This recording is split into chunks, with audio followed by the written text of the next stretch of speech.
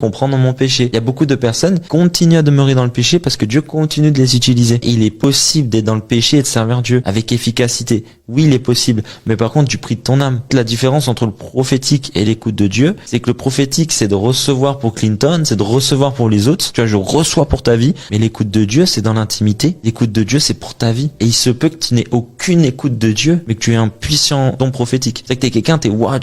Un jour, une sœur me dit, moi, j'ai un fort don prophétique. Dieu m'utilise puissamment avec les Juifs et tout. Et je dis, oh, c'est qui sur ce cadre-là? Parce qu'on était chez elle, hein. Elle dit, ah, c'est mon copain et moi, on vit ensemble.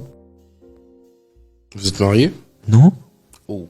Donc elle est très spirituelle au point de ne même pas entendre Dieu pour sa propre vie.